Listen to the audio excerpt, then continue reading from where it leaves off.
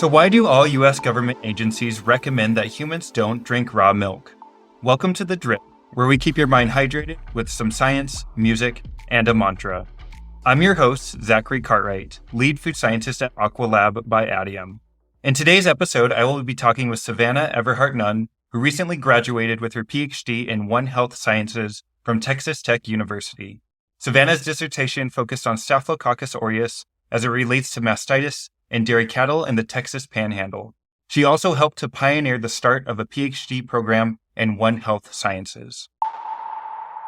Hi, Savana. Thank you for being on The Drip. We appreciate you being here.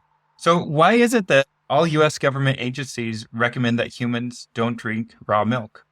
So basically, the U.S. government agencies recognize that there is a risk with raw milk. And generally, when we're talking about that risk, we're talking about different pathogenic microorganisms. So that could be bacteria, that could be even protozoa. There's a few viruses, but we won't get into them today. But generally, it's because of the risk of foodborne illness when drinking that raw milk, and it can make you sick up to the point of death even. So the government just wants to keep people safe, and that's why they don't recommend it. And when you say raw milk, are you just referring to milk that hasn't been pasteurized? Yes. So raw milk is milk that hasn't been pasteurized, and pasteurization is a definition that we food scientists use to basically show that milk does not have pathogens that can cause harm in humans. So that means it's completely pathogen-free. It doesn't necessarily mean that it's completely bacteria-free. That's a really good distinction to make. And when you talk about government agencies, are we talking about the FDA or the CDC, or exactly which agencies are you referring to? Yeah, so both the Food and Drug Administration, or the FDA, and the Centers for Disease Control and Prevention, or the CDC, both do not recommend drinking raw milk. Additionally, there's some other agencies, such as the American Academy of Pediatrics, that doesn't recommend feeding raw milk to children. That's been a trend that I have seen here recently, especially with some of the issues that we've had with infant formula food production. So a lot of people were turning to raw milk, such as goat's milk, instead, but it's really not necessarily the best idea, especially for our kids. And are there any other vulnerable populations that our listeners should be aware of that should also be especially careful not to consume raw milk? For sure. So there is actually an acronym that we use in food science called the YOPI, Y-O-P-I populations. So Y stands for young, so that's children. O stands for older people, so anybody that is really over the age of 65. That's kind of when our immune systems start to decrease. P is for pregnant, and that gets really important when we talk about an organism called Listeria monocytogenes. So that organism can actually cause miscarriages and abortions in human women, and also make them very sick because your immune system's compromised when you're pregnant.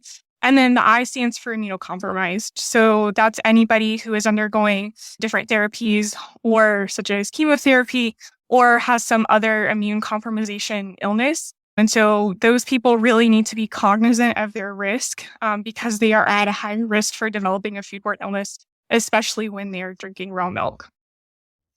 And you mentioned earlier some pathogenic bacteria. You just mentioned Listeria. Are there any other types of pathogenic bacteria that may be in raw milk? So we see Salmonella and E. coli, specifically Shiga toxin-producing E. coli. Those two, in addition to Listeria monocytogenes, definitely get blamed for a lot of things. But then there's other pathogens as well, such as Mycobacterium tuberculosis, which causes bovine tuberculosis, Coxiella burnetii, which can cause Q fever in humans and cattle. And so all of these are actually pathogens that can infect humans and the cattle themselves. And so those pathogens are called zoonotic pathogens because they affect animals and people. Lastly, an organism that's super near and dear to my heart, Staphylococcus aureus. So this pathogen actually can cause mastitis in cattle, but it can also make humans sick due to the enterotoxins that it produces.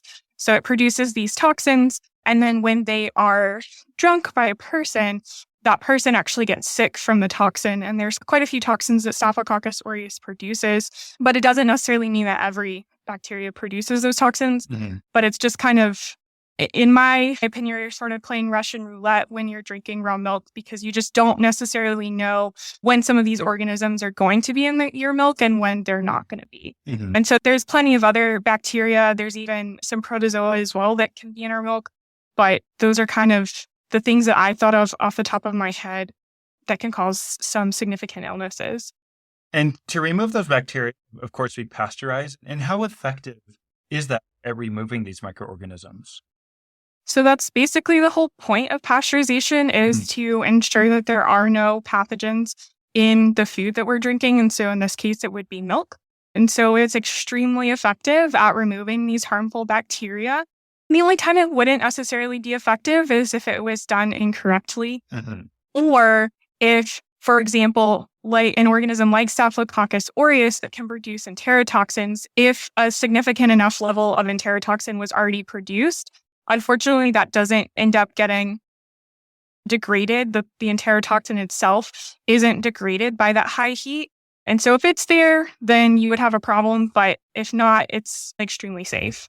I understand there's different methods or different approaches to pasteurize. There's low temp, long time, and even ultra high temperature. How do different producers, how did they decide which of these methods to use? So HTST, or high temp short time, that's the most common method used in the United States. Actually, if anybody is a little bit of a food engineering nerd, super, super fascinating. It was always one of my favorite things that we talked about in food engineering, because you have these plates that are up against each other, and it's a really interesting process. If you want to learn more, there's other resources online. But that's the most commonly used method in the United States. So it's 161 degrees Fahrenheit for 15 seconds at minimum. And then usually that, because of the technology, most people that are using these are larger dairy operations that can afford this equipment because it is kind of expensive. Another type that we do see used in the United States and a lot of smaller producers use is LTLT, so low temp, long time. And that's 145 degrees Fahrenheit for 30 minutes. And you don't have to have these specialized plates that are up against each other. A lot of times it's kind of heated. Another name for it is actually vat or batch pasteurization. So we'll heat it in a big pot for that period of time. And then the last one that you had just mentioned was ultra high temperature pasteurization. So that's 280 degrees Fahrenheit for 2 to 5 seconds at minimum. We see a lot of this. If you notice your heavy cream in the grocery store, or a couple of the organic milk producers use this process, you might see a significantly longer shelf life. So about 3 more months from the time you buy it in the grocery store, which is a little bit different from our HTST pasteurization. If you notice, when you go to buy milk in the grocery stores, usually it's about 2 to 3 weeks out for the best by date. And so this UHT processing, or ultra high temperature processing, allows for a longer shelf life of milk. And it's generally thought that it's killing some of the spores that are creating spoilage. And that's kind of why there's a longer shelf life with these milks. This is a little bit more commonly used in Europe as well, but that's just kind of a couple different types of pasteurization. And it does change the taste of the milk too. So if you ever want to play around and do some sensory science, you're more than welcome to try HTST versus UHT milk and see what you think differences are there. When I look into this more, and I see why people might want to consume raw milk, a lot of proponents for it argue that it contains beneficial enzymes and more nutrients that are destroyed during the pasteurization process. How would you respond to these people? I would say, and this is kind of what the other U.S. government agencies argue as well, is that there's really negligible degradation. So a lot of people are really wanting those beneficial enzymes and sometimes nutrients. And in my opinion, the benefits of having those potentially negligible, and that's kind of what these studies are coming out as, is that the difference in nutritional value and the beneficial enzymes that are there in pasteurized milk versus raw milk are pretty negligible when you actually look and go down to the science of it. There was a study that did say that it degrades, the heat of pasteurization degrades vitamin C, but milk is not really seen as a big source of vitamin C for humans anyway. So there's other ways that you can get those beneficial enzymes and nutrients from other food groups, and that you're not drinking this pretty highly risky product. And so I would just say the benefits are negligible of drinking raw milk, and the risks far outweigh it, in my personal opinion. And I understand you recently finished graduate school, and I was wondering how your research in grad school relates to this topic and it expands the body of knowledge around it. Sure. So my dissertation was more so looking at the animal health side of things. So I kind of mentioned I'd studied Staphylococcus aureus. It causes mastitis in dairy cattle. And so the way I kind of got into the project specifically was there was a farm that was local to my university, and they were having some severe issues with mastitis in cattle. Staphylococcus aureus is actually one of the most common pathogens in the United States that causes mastitis, which is inflammation of the cow's udder. And it can cause a lot of health issues for the cow, but it can also cause a lot of quality issues for the milk and a lot of headaches for the farmers that are producing the milk.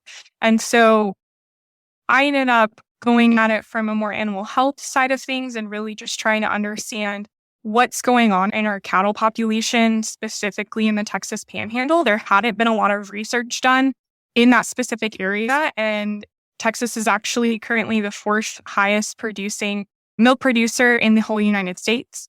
And that number is actually on the rise. We've had a lot of dairies move into the Panhandle area specifically. And so I kind of started to look at what was going on specifically within this dairy farm, kind of as a pilot study to hopefully show that we do need more literature and more studies done in the Panhandle at large. And so in addition to that, I did some work with antimicrobial resistance of Staphylococcus aureus. So if you've ever heard of MRSA or methicillin-resistant Staphylococcus aureus, we hear that a lot. People, and that's really important to both human and animal health because we have to have these antimicrobials to be able to treat Staphylococcus aureus infections. And it's actually a really unique pathogen because it has a lot of ways to mitigate antimicrobials. And so I ended up finding that the Panhandle, at least in the pathogens that we were studying, there was a lot of penicillin resistance, which we haven't seen as much in U.S. livestock populations, specifically in dairy cattle.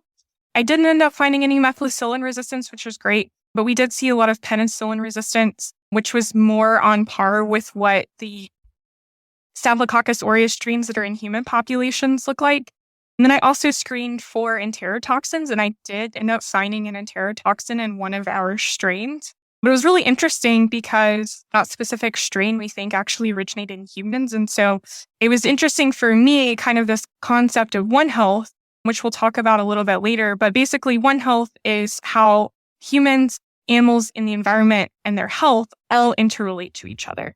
And so with my research, I kind of was able to see, we've got this transfer of organisms that we thought were in humans and thought this strain originated in humans, but here we're finding it in cows. And so in dairy specifically, it's really interesting because you have humans working with these dairy cattle directly using their hands, which can be a way to transmit Staphylococcus aureus. About a third of the United States actually has Staphylococcus aureus just living symbiotically on their bodies. And so we kind of see this transfer with these animals as well. And we also know that these animals can transmit this pathogen specifically to humans too.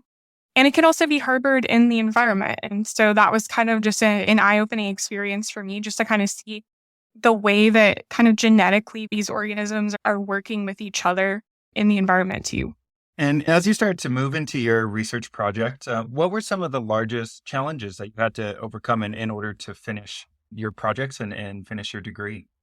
I think for me, we've heard a lot of these discussions on mental health in graduate school. And I think for me, in my opinion, sometimes that was my own worst enemy. Mm-hmm. And I definitely struggled with my mental health a little bit through graduate school, just in wanting to be this high performer. And then you've got things that don't work out or don't work in your favor. And I kind of had to realize that, life isn't going to be perfect. Grad school and your research isn't always going to be perfect, and sort of just push through those things. I had a really great therapist in grad school. And if you're in grad school, I would highly recommend having one just because it is a really challenging part of your life.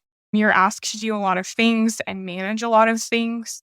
And for me, I was asked, and I was so, so thankful. And I had a really great experience with my advisor and some of the administration at my university. But you're still, pushing yourself to the limit. You're working really hard hours. Sometimes you're learning a lot of new information that sometimes is really scary. I know for me, one of my big things that I was really nervous about, but actually ended up really loving, was learning some of the bioinformatics on how to deal with whole genome sequencing and microbiome research. And I was really kind of nervous to, use the computer and sort of jump into that. But that ended up being one of my favorite parts of learning in grad school. And so I'm really thankful that I did it. But that was definitely a challenge overall. It was just pushing through and not being scared to take some risks. Yeah, and part of what this podcast is for people to listen to and understand how other scientists deal with their stress and coping mechanisms. And I think it's really helpful to understand that, yes, it's helpful sometimes to go see a therapist or to have some way to balance your life in the lab. And for me, it was becoming a DJ and using yoga to get past that. And part of every episode, we're going to hear from our listeners like you to see what your recommendations on. At the end of this episode, I will recommend a mantra, a saying that you can say to yourself to help build some positive energy. And I'm wondering if you used any type of mantra or quote or anything that really helped inspire you to keep you going while you were in grad school. So I had two. One, I don't even remember how I ended up figuring out about this specific quote, but I was watching something on TV and it was, I can do hard things. And this woman was just repeating, I can do hard things, I can do hard things, I can do hard things. And that was towards the end of my PhD when I was writing my dissertation and sort of learning a lot of this bioinformatic work and was so nervous about it. And I would just have to sit in my office at my computer, just telling myself, like, I can do hard things, I can do hard things. And that really helped me just push through that part at the end. The second one, I don't know if there's any listeners who are fans of Ted Lasso, but my advisor and I both are, and especially this last season that came out at a really good time for me as I was finishing up my research and my dissertation. But the coach, Ted Lasso, always tells his teammates or his players on his team to believe. And he's got a big sign for that. And my advisor always used to tell me that because he and I were both fans of the show. And so I kind of had that back in the back of my mind throughout all of the things. It's just like, believe in yourself, believe in the way that you conduct research and your training. And so that's what also helped me through too, is just having the faith of my advisor as well. That's definitely needed. And I think having that relationship with your advisor is maybe one of the most important things in grad school for anybody who's looking to go to grad school, make sure that it's a good fit. I wanted to come back to One Health briefly and just understand again, what is One Health? Is this a new program at your university? And I understand that you helped to pioneer this program. So I was just hoping that you could talk a little bit about that program and what it entails. So I kind of already mentioned One Health is the intersection of environmental, animal, and human health and how they're kind of all interrelated. Mm-hmm. And it doesn't necessarily have to be science. Like you hear One Health as a lot of infectious disease. And for me, that's really why I'm interested in One Health. But the concept's been around for a really long time, and it doesn't necessarily have to mean infectious diseases. So in our program specifically, we actually have 5 different pillars that students can sort of focus on. But basically, there's all kinds of different research programs going on. I have one friend who is working on welfare of horses to actually help in equine-assisted therapy. So a lot of people have realized there's a lot of research on how equine-assisted therapy can help people with physical and mental disabilities. But there's kind of sometimes a short time that horses can work in these kinds of environments. And so she's looking at what are things that we can do to sort of help the horses' longevity and being able to be in these programs and having those relationships with those people who are going to them for help. And so animal welfare is a really big part of One Health.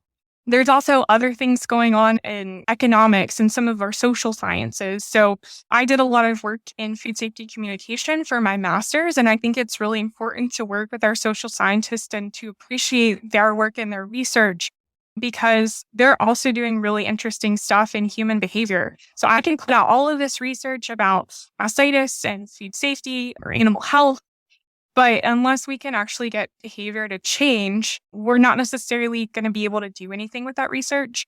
And so that part of me is very strongly tied to One Health too.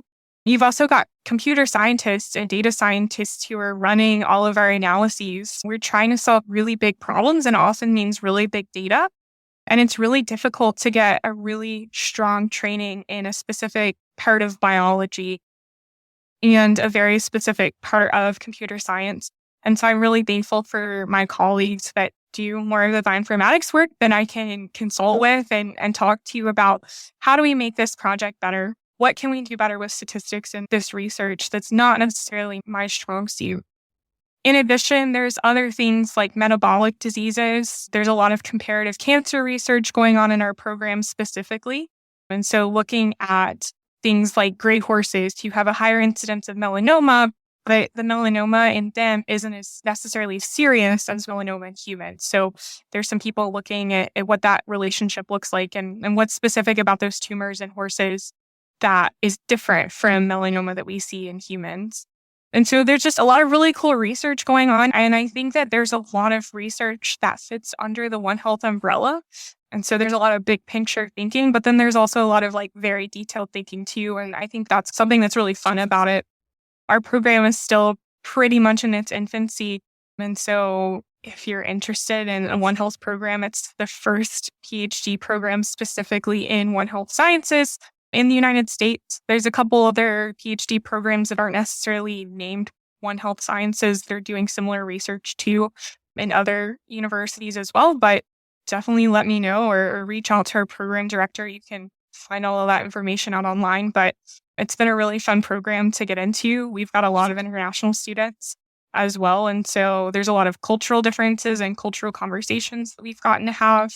But there's also just a lot of research interest. And so that's been really fun as well to kind of get to know different research too.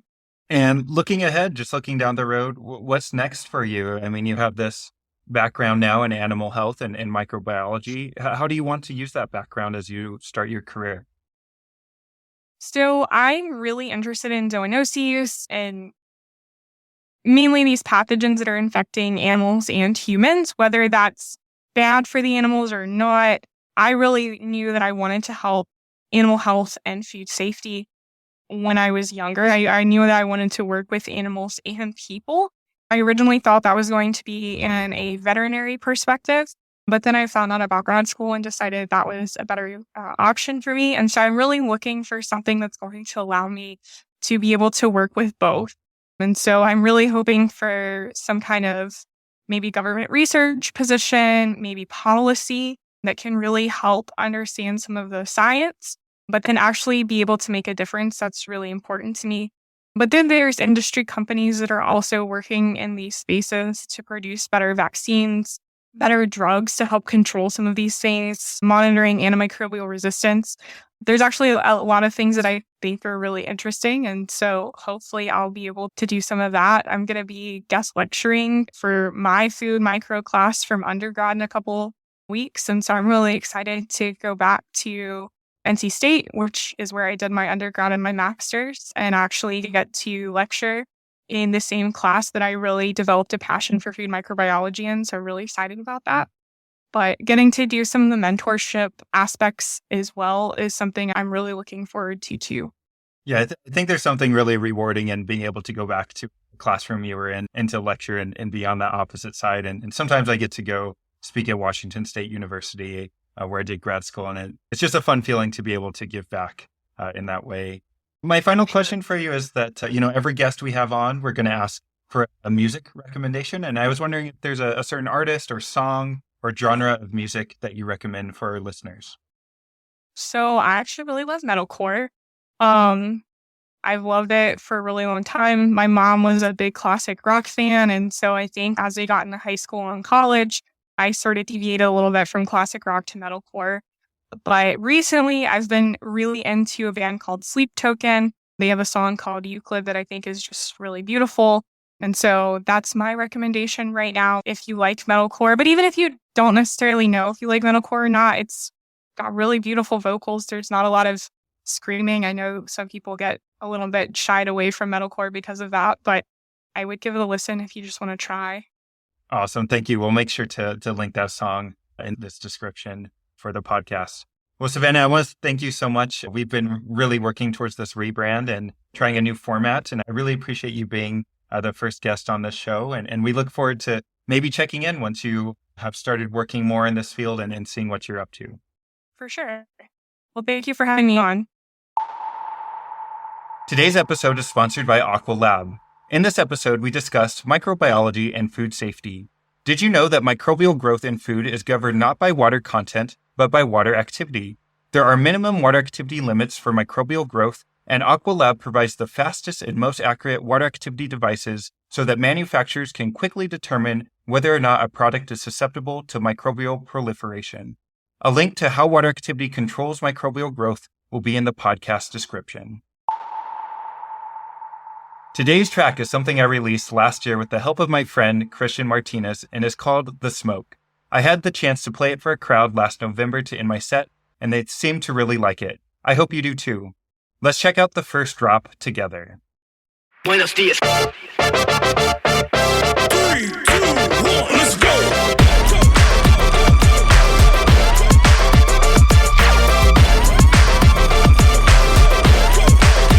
Let's go.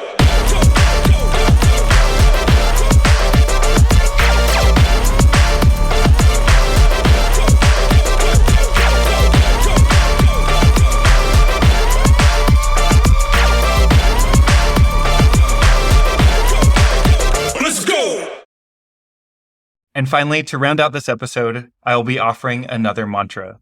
As a reminder, a mantra can be a single syllable, a word, or a phrase that you repeat to yourself to feel calm, motivate yourself, or to express something that you believe in. This episode's mantra is, I get stronger every day.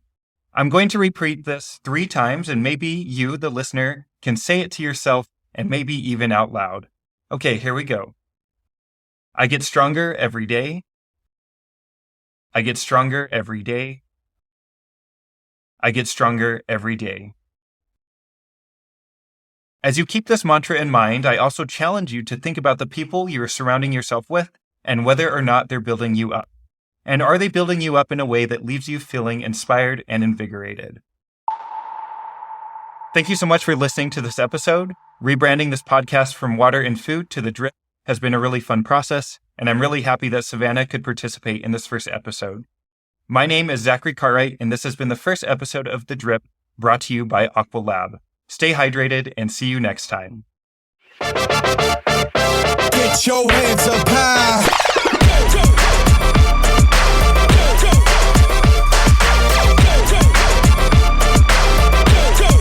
Get your hands up.